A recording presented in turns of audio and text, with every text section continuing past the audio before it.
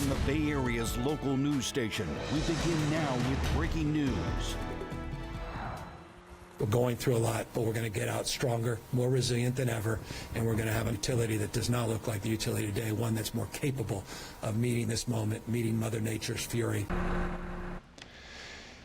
Relentless winds fueled the Kincade Fire to more than 50,000 acres, and more fires erupted in Vallejo, Martinez, Lafayette, and Crockett, all while many communities are still in the dark from PG&E's latest power shutoffs. Good evening, and thank you for staying with us with this special edition of KRON4 News at 11. I'm J.R. Stone. And I'm Justine Waldman. We want to get right to the latest information on the largest fire that's burning in the Bay Area right now. That is the Kincade Fire in Sonoma County.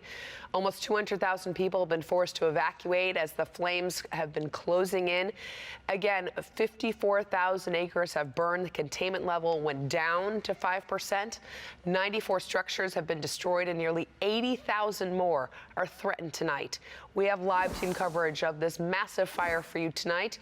KRON4's Michelle Kingston talking to people who are preparing to evacuate. Yeah, Mabrisa Rodriguez is tracking the dangerous wind conditions in our studio. But first, we want to get to Gail Ong and Noel Bello.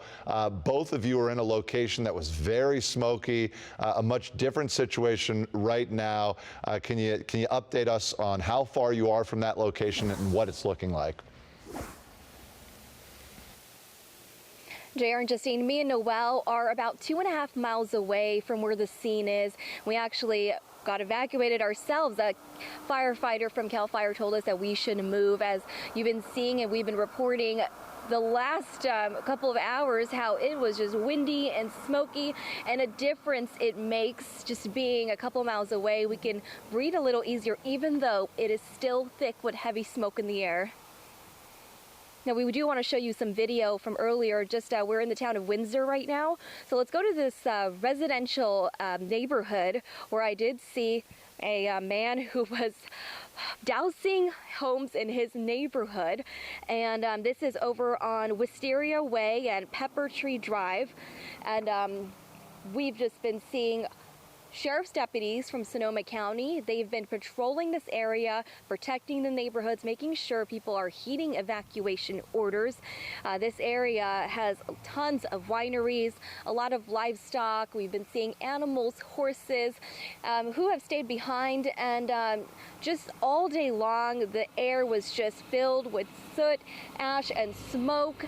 And here's what this man who decided to stay, and this is why he wanted to stay, even though he's under mandatory evacuation orders. With this hose, I can reach all the way into the neighbor's backyard, so I can reach to the second house over. I can get all the roofs, the gutters, in between all the houses where all these, you can see the abundance of leaves here that just would ignite. So if those get wet, there's a lot less chance. Yeah, and again, where the fire is burning right now on the Shiloh Ranch, just about 2.5 miles away from where I'm standing. We're here at the Windsor Fire Protection District's office, and I can tell you that we were told it's just burning dry brush, trees out there, and it just makes all the difference. But Noel Bello, she got to do a little ride along with some firefighters, and they showed her some of the spot fires that has broken out in the town of Windsor. So she'll have more in that in her report, but what I can just tell you here, the fire continues to burn. There is really no end in sight, and it is threatening thousands of homes. More than 3,400 firefighters working tirelessly to put out the flames. Back to you. Gail, question for you. When you were in your original location near Shiloh and needed to evacuate, did you hear the Sonoma County Sheriff's Office go through with those high-low sirens telling people that they needed to leave the area, Fott Road from Shiloh to Old Redwood Highway, because that's where the new evacuations that have been in place, but now fire was closing in and people were told, you know, now's the time to really get out. Did you hear the sirens? We did not hear any sirens because we were that close to where the fire was burning. We were standing about a mile away from where it was burning, and all we saw was this really bright orange glow that lit up the sky. And we also saw other flare-ups at different locations. So that's when we knew it was getting pretty bad. And of course, when a firefighter came up to us and told us that we needed to move right away, where we were at a closed off intersection. So the National Guard and CHP and the Sonoma County Sheriff's deputies were blocking that intersection, only allowing some media to be there. And also it was the road where firefighters were going back and forth to the scene. As far as the residential neighborhoods, I have been seeing a lot of sheriff deputies just patrolling the neighborhoods, protecting the neighborhoods, and we have been seeing them actually flashing their lights as they drive through these roads. Justine. Thank you so much, Gail. As we move along, we talk about the weather conditions out there. Much different look as to where Gail is right now versus where she was just a little while ago, and all because of the winds. Yeah, let's turn now to our meteorologist, Mabrisa Rodriguez. The wind gusts tonight, a real problem. Yeah, we did see hurricane force winds earlier tonight, upwards of about 82 miles per hour wind gusts. So I keep having to increase the amount of wind gusts tonight because at first we were expecting 70 mile per hour wind gusts throughout the North Bay Mountains, but we have seen gusts upwards of about 82 miles per hour along the Healdsburg Hills where that Kincade Fire is burning, and relative humidity holding steady in the upper teens at 17%, 53 degrees out there right now with wind gusts now a little bit calmer, but still very gusty, 71 miles per hour with sustained winds in that 50 mile per hour range. So that is why we remain under a red flag warning for the North Bay, the interior valleys of the East Bay, and even along the coast of the San Francisco Peninsula. And we're also under a wind advisory for all of the Bay Area. But for those of you throughout the North Bay Mountains, specifically elevations above 1,000 feet, you're under a high wind warning because of those gusty winds at around 80 miles per hour expected tonight and last night near where the Kincade Fire was burning, tracking wind gusts in the mid-90s. So howling winds and this historic wind event, not disappointing, certainly living up to expectations, and it's continuing to do so even this evening. So current wind speeds right now throughout our coastal areas and valleys, 25 miles per hour or less, but it's really the North Bay Mountains and hills that we're going to keep an eye on during the overnight hours. Calmer conditions by Monday morning. And then we're all going to get the all clear by around Monday at 11 o'clock when all of our advisories and warnings will expire. But air quality right now, the poorest throughout the North Bay. We're tracking poor and even unhealthy air particles, hazardous air particles for firefighters battling the flames out there near the Kincade Fire. And not only will we have an air quality advisory tomorrow, but a spare the air alert because unhealthy air particles will start to stream through the Bay Area thanks to those calmer wind speeds, not getting pushed along the coast like it was today. Instead, all of that smoke and ash is going to hover over the Bay Area. Details ahead on your 7-day outlook, and if any rain is in the forecast, coming up in just a few minutes. JR and Justine, back to you. Thank you so much, Mabrisa. The fire line is currently in southeast Windsor and also unincorporated Santa Rosa. But up in the northern parts of the city, crews have been working to get a handle on some of the spot fires that they've dealt with all day long. And tonight, people in Shiloh were given a mandatory evacuation alert. KRON4's Noel Bello was able to get a very close-hand look at the conditions that fire crews are working with, and also the conditions, what it looks like for people who are trying to evacuate when they waited to the very last minute. Noel. Yeah, you know, when they tell you to evacuate, I never really have been under a situation like that. But just about an hour ago, we were under that situation. Myself and Gail, we were both right there at the fire lines off of Shiloh Ridge. We were just about a mile away from those flames, and that CAL FIRE PIO told us, you know, it might be better for you guys to get out sooner rather than later. It is still windy here, definitely windier about a mile or 2 miles away from here where it's closer to the fire. But just in the last 5 minutes, we've seen a dozen firefighters come through this area. What you're looking at right now is what it looked like this afternoon in Windsor, in the northern part of Windsor. Very, very thick smoke. I was able to get in the truck with one of the firefighters, and they let me kind of watch as these firefighters were just trying to douse out those spot fires that continued to flare up today. CAL FIRE saying that the fire it was acting very erratically. today, and that's because of all of these high winds. There are 3,400 firefighters from several different counties across California as well as out of state. Here is what they had to say about the conditions they're facing and how they're feeling, their mentality when it comes to battling such a fire like this one. As I stand before you, I'm a Fresno firefighter, but today I'm your firefighter. So I'm here helping Windsor and helping the people of Windsor and the surrounding area here fight your fire. So we're here to help you do the best we can, and I could probably speak for every firefighter here from all over the state. We're coming here to help you. We're here, we're proud to be here, and hope we can lend a helping hand. Definitely. JR, earlier you asked me, how are firefighters dealing with this? They're definitely coming and going in rounds and in waves. Again, like I said, we saw about a dozen of them just driving by, headed to Shiloh Ridge, where those big flare-ups were starting to happen tonight.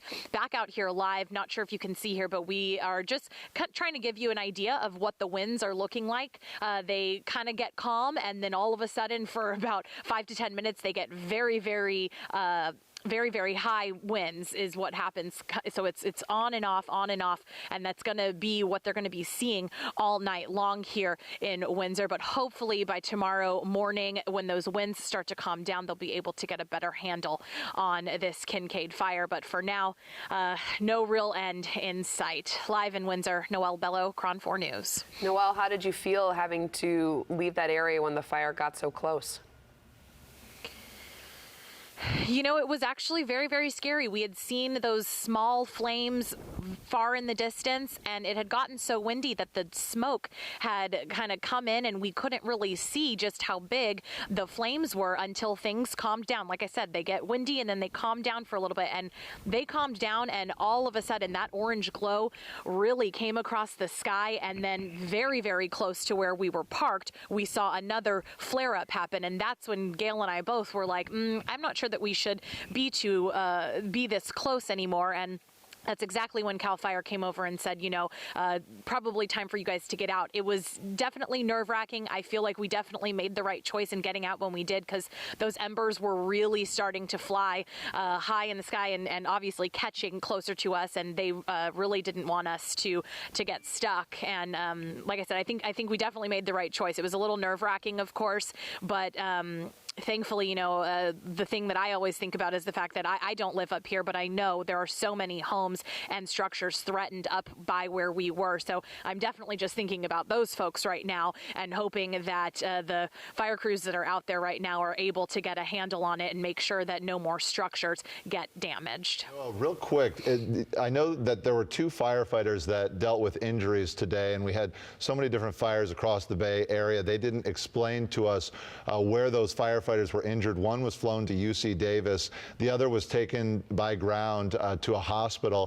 Did you hear in your talks with some of the firefighters on where some of those injuries may have happened?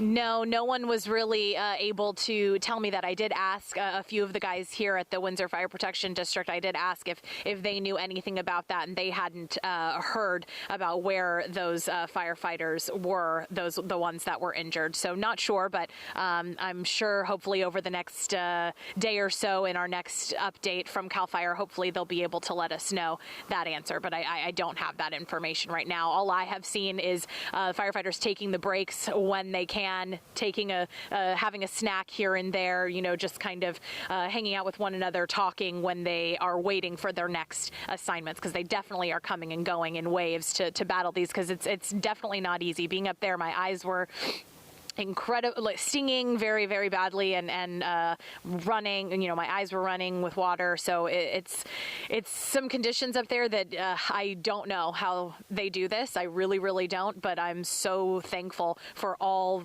3,400 firefighters from across California and the other states that are here putting their lives at risk to save ours. And that's why when these evacuation orders are mandatory, they mean it, and hopefully folks get out when they can. Absolutely, and CAL FIRE also saying that full containment is not expected till November 7th. So those 3,000 plus firefighters that are there now, who knows how many more could be added as they're trying to get this fire 100% contained, but till November 7th, that's late into next week. Yeah, we think about all of the different crews from not only the region where this fire is happening, but they're coming from out of state, they're coming from out of the region just to get up here to let some of those who have been on those front lines for hour after hour, give them a little break so they can replenish themselves and then get back at it. Yeah, and the city of Calistoga is under an advisory tonight. The evacuation order is there, meaning that people who live in Calistoga should be ready to go at a moment's notice. And this fire has been so fluid. Places where they were just under a watch, like they are in Calistoga, quickly turned overnight because the fire conditions spread and started to get worse, turned into mandatory evacuations. So they're asking people there to be ready to go at a moment's notice. Yeah, there were even some reports out there of folks who lived in Calistoga saying they were told by firefighters, hey, you know, I don't know if I would be here as well. KRON4's Michelle Kingston is in downtown Calistoga with us tonight with more on this part of the story. Michelle? Is quiet here in downtown Calistoga. The wind is not so bad. We keep getting an occasional gust here and there, but for the most part, it's not bad at all. And we're also not smelling any of that smoke, which is great news for people who are living here. They are preparing to leave should they have to. Stay safe, be prepared, have your go bag ready. Obviously, pay attention. Words of advice from Calistoga's mayor, Chris Canning, who anticipates the evacuation advisory for the city to remain in effect throughout Sunday night, based on the weather forecast, the wind, and fire patterns. And still got to go to the store, and Calmart's open, so gotta get some cat food, you know, beer, necessities. Many people stopping in at Calmart, the local grocery store in downtown Calistoga, grabbing ice and water and food because they have no power at home due to the power safety shutoff. Zero power, just about ready to hook up my generator, but I'm also a well water, so I have no water. The Kincade Fire can be seen from some spots in Calistoga, the wind blowing the smoke fast. We've seen a few ashes here and there, but that's because the wind was blowing the other way. People stopping on the side of the road to watch before heading home to prepare to leave, should the evacuation become mandatory. Gosh, I went through this 2 years ago too, so I'm kind of still packed from then, so I know what to do. I've been not too worried yet. No, we're prepared to leave, but not leaving until there's an order to evacuate. Now, the mayor says if that evacuation order becomes mandatory, to make sure you go south on 29 or the Silverado Trail. Do not go north, do not go east or west, go south out of Calistoga. Back to you guys. Michelle, have you seen a lot of people tonight since you've been in Calistoga, going to the downtown areas, driving around, or are people kind of staying away? So it was pretty busy here in downtown Calistoga earlier, just by that Calmart, the local grocery store here. A lot of people going in and out of there, getting groceries and water and ice. But the past couple of hours, it's been like a ghost town here, very quiet. And I believe that's because so many people are at home preparing and getting ready should they have to leave here. Yeah, got to be ready to go. Thanks so much, Michelle. So school districts across the Bay Area are going to be closed on Monday because of the evacuations in Sonoma, but also because of the power shutoffs. There is a long list of schools, not only in Marin County, but also Sonoma County, in Alameda and Contra Costa County. So many different school districts making the determination that they need to be closed tomorrow. Some still deciding what they need to do on Tuesday. All this information is on our website, KRON4.com. There are just so many for us to read through for you tonight, but we encourage you to go to our website, KRON4.com. We are, as soon as we get information from a school district, that's immediately where we're posting it. So parents, grandparents, caregivers, that's your best location. And if you are a person from one of the school districts that's closed and the information is not on our website, please reach out to us so we can post it there. Our website is KRON4.com. Now here's a list of evacuation centers that are open. We just got word from Sonoma County officials that the Napa Valley College Evacuation Center is now at full capacity. The Napa Valley Expo on 3rd Street is now open. No identification is needed to stay at an evacuation shelter, and government agencies such as ICE do not have access to the shelters. English and Spanish-speaking staff will be there. These are all listed on our website. And this evening, San Francisco's Mayor London Breed declared a local state of emergency in order to provide mutual aid in response to the Kincade Fire in Sonoma County. So San Francisco is going to be opening up a disaster shelter to help those. It's located at St. Mary's Cathedral on Gough Street. It can house about 200 people. It opens at 8 a.m. tomorrow. The shelter is open to serve adults, families, and pets. You don't need to provide any type of documentation in order to go in. So any evacuee seeking shelter, welcome there. It just shows how widespread people need to be able to go away from the fire zone in order to find somewhere to stay.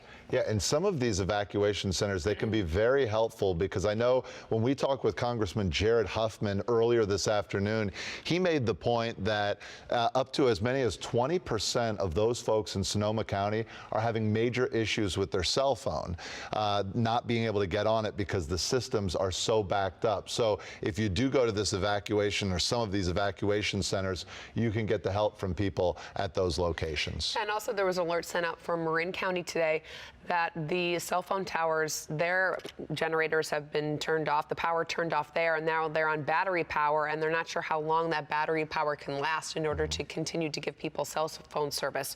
And since we're under a PG&E blackout right now, they're going to make the assessment whether or not they're going to do it again on for later on this week when the weather turns with whipping winds again. So that's difficult if people, can't get on your phones in order to get the emergency alerts for a power shutoff or an evacuation. Yeah, to try to find a location where you can get those. And while all the evacuation orders are still in place, CAL FIRE has a service to help you stay informed. You can text your zip code to 888-777. Again, that is 888-777. The number is on your screen. And CAL FIRE will let you know when evacuations in your area have been lifted and it is safe to return home. Now we want to go back now to the front lines of the Kincade Fire. Yeah, firefighters are now fighting this 54,000-acre fire, and the containment has slipped to only 5%. KRON4's Taylor Bisacki shows us the damage that firefighters had to deal with as they try to protect nearly 80,000 structures that are still threatened tonight. Healdsburg, of course, is under a mandatory evacuation, and driving through the city today, it seems like many people paid attention to that order. Now, unfortunately, this area is of particular concern here on Chalk Hill Road because we're seeing scenes like this. We're seeing a lot of smoke and flare-ups, and unfortunately, some other properties damaged. Flames, hot spots, and smoke continue to move through Healdsburg as the Kincade Fire grows. It's a wind-driven fire, and it's just jumping ahead of itself because of the winds. They're concerned about the winds for the next 24 hours, and until the winds calm down, it's going to do what it's doing. On Sunday, winds drove the flames onto several properties along Chalk Hill Road near Highway 128. Here you see burned vehicles and other items in the yard destroyed. More damage here along Chalk Hill Road, and you can see the fire looks like it destroyed most of the outdoor furniture, but if you take a look this way, you can see the firefighting hose, and it looks like firefighters were able to stop this fire before it made it to the home. Across the street, another structure burned to the ground. That's a concern as you have grass that goes into heavy brush, and then it jumps ahead into structures, and they have a lot of structure. About 1,500 people on the line today, 3,000 total out in front of structures trying to stop that from happening. Well, this is just down the road from another damaged property on Chalk Hill Road. You can see firefighters working to put out those flames and hot spots here. There's several concerns on this part of the road. Not only are the flames moving down this hill towards a home, but also there's concerns about the fire jumping this road here behind me. They're putting grass fire out that's around the structures, just like we talked about, so it doesn't get into the trees and doesn't ignite the structures behind us. So they're in structure defense mode right now. While flames reached some structures on Chalk Hill Road, neighboring homes and properties remained untouched. Now, firefighters say they're very concerned about the winds over the next 24 hours. I've watched them all day chase these spot fires and go home to home, making sure everything is protected and prevent damages like this from happening. In Healdsburg, Taylor Bisacki, KRON4 News. Now to another big story they're watching tonight. PG&E is planning another shutoff for later on this week. That was their announcement that they made today during a news conference. KRON4's Sanaz Tahernia joins us live from the newsroom tonight with more on this, what is a major announcement, Sanaz. That's right, JR and Justine. It absolutely is a major announcement. They made that announcement today saying that even though the winds are supposed to die down tomorrow, another round of high winds are expected to come through the Bay Area, and their equipment is not prepared to handle it. They go through the areas that could be affected.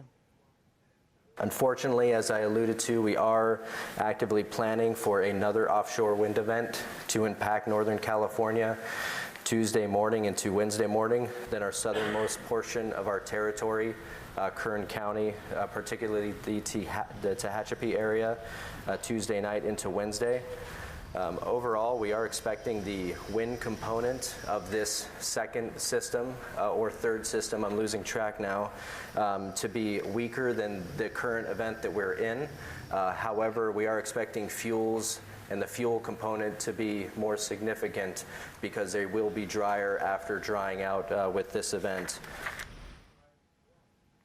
So here is what happens next. Once PG&E gives the all clear to areas where the power is cut off, crews will then have to go to those areas and inspect the equipment for damage or anything that will prevent crews from re-energizing. However, those without power may not have it restored before the next round of shutoffs. There is a potential that there may be people that are currently interrupted as a result of this PSPS event that we do not get to restore before the weather becomes unsafe again, and they remain out of service and are out until we get the final all clear. We're in the process of determining where and who, because we understand how important that is to customers. We understand that they need to make plans. PG&E also said about 100,000 additional customers lost power because of the winds knocking down power poles during the high wind event that we saw this weekend.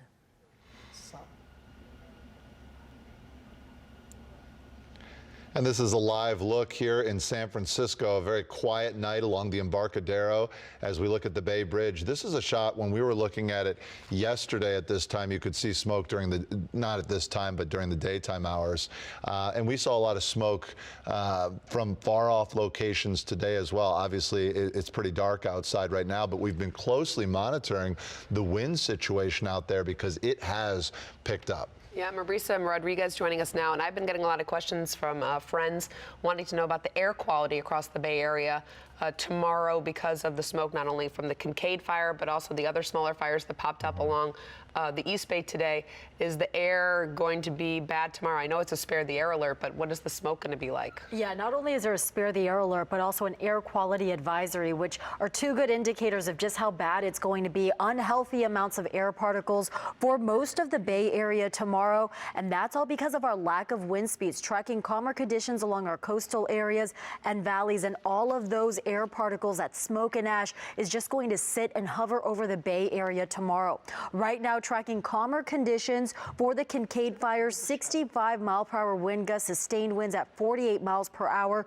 Could still see gusts upwards of 80 miles per hour tonight, but calmer conditions for our coastal areas and valleys. So wind speeds tonight, once again, all eyes will be on the North Bay, specifically Sonoma County mountains. You're still going to be under a high wind warning because of those gusty wind speeds expected throughout the overnight hours until around sunrise. That's where I'm tracking calmer wind speeds, not just along the coast, but also our local mountains as well, until all our warnings and advisories expire at 11 o'clock on Monday.